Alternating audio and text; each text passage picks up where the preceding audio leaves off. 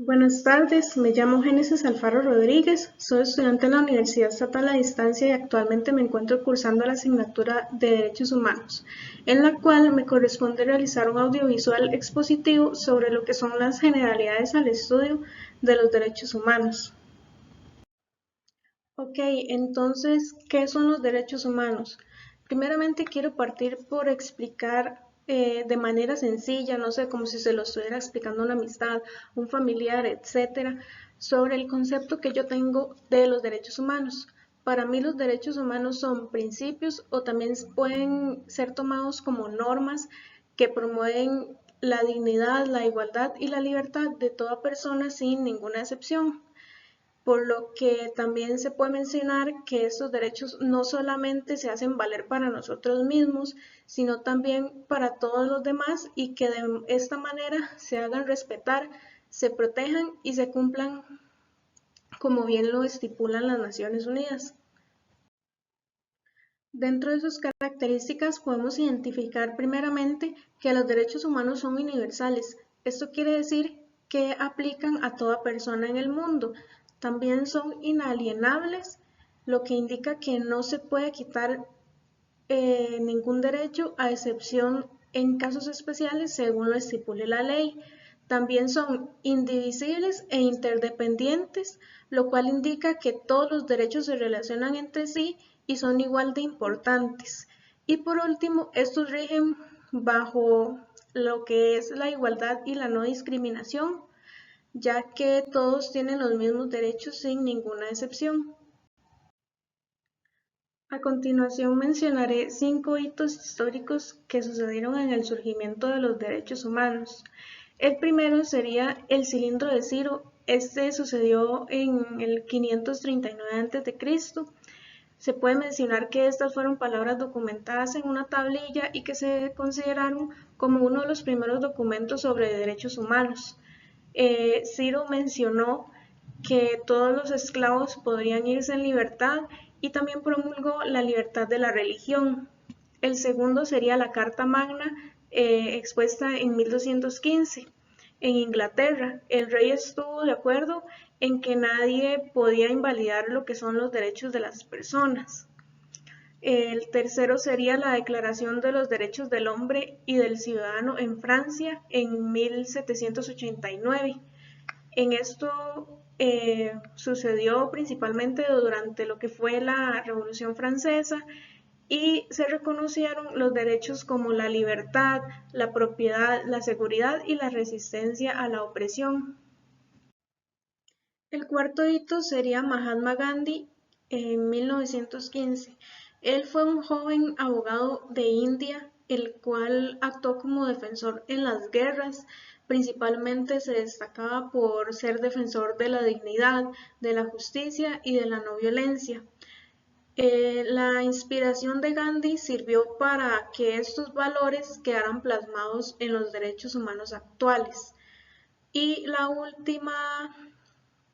el último hito sería la Declaración Universal de los Derechos Humanos, que surgió en 1948.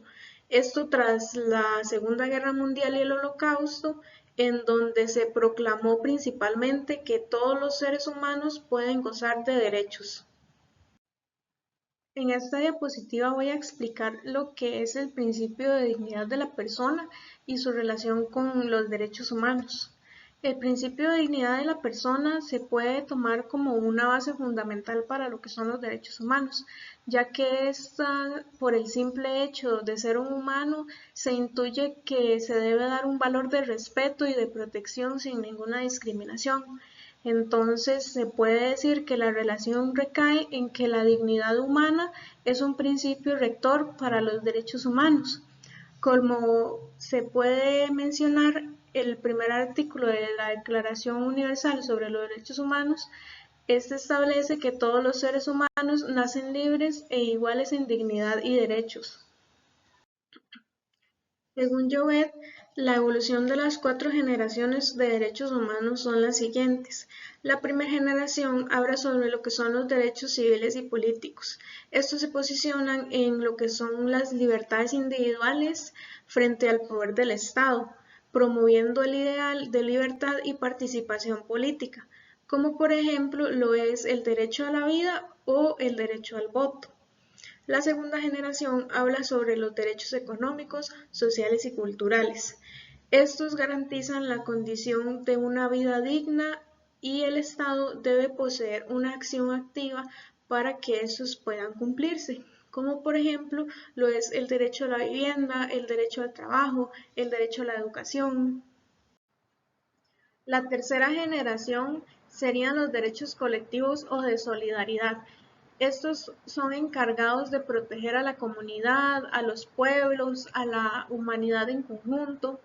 Se denominan derechos transnacionales y colectivos y se puede ejemplificar algunos como lo que es el derecho a la paz, el derecho a un medio ambiente sano y el derecho al desarrollo.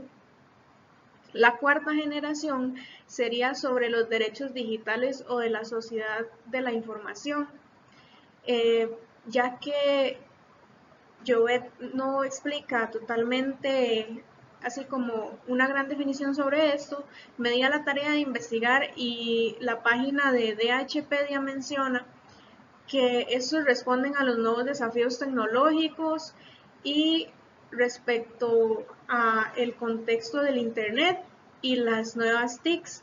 Como ellos se pretende pues proteger lo que es la dignidad humana en el mundo digital y como derechos podemos ejemplificar lo que es el de la protección de datos personales y el derecho a accesar a Internet. Con respecto a las fuentes de derecho internacional de los derechos humanos, de primera instancia quiero mencionar que se encuentran los tratados internacionales. Estos son acuerdos formales entre estados que reconocen y garantizan los derechos humanos. Ejemplos de ello puede ser el Pacto Internacional de Derechos Civiles y Políticos y el Pacto Internacional de Derechos Económicos, Sociales y Culturales. Otra de las fuentes sería la costumbre internacional. Esta es una práctica general y constante de los estados obligatoria que no se encuentra escrita pero tiene valor jurídico. Y un ejemplo de ello es la prohibición de tortura o prohibición de la esclavitud. Otra sería los principios generales del derecho. Estos son principios fundamentales como lo es la dignidad humana, la igualdad, la no discriminación, la buena fe y la responsabilidad del Estado. Y la última fuente serían las decisiones judiciales y doctrina. Estas actúan como un valor auxiliar en lo que es la interpretación y aplicación de las normas internacionales sobre derechos humanos. Y como último apartado surge la interrogante de por qué es importante estudiar los derechos humanos en el contexto de nuestra carrera o trabajo al que aspiramos. Bueno, yo pertenezco a la carrera de ciencias policiales y considero que es sumamente importante, primero porque esto incentiva una confianza entre el ciudadano y la persona policía, ya que si existe este conocimiento de derechos humanos se puede emplear una protección y que esto genere pues un lazo más cercano para la colaboración. Desde lo legal y lo ético, pues considero que es importante tener ese conocimiento y respetar, porque esto permite que se eviten lo que son abusos de autoridad.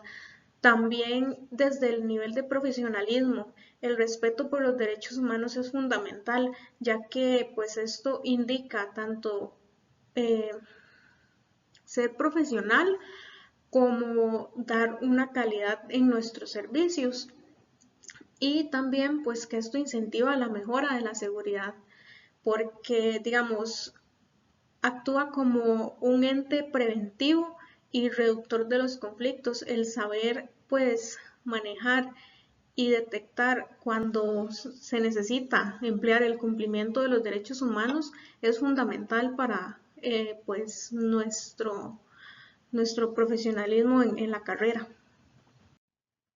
Sin más que agregar, doy por finalizado el video expositivo y agradezco su atención.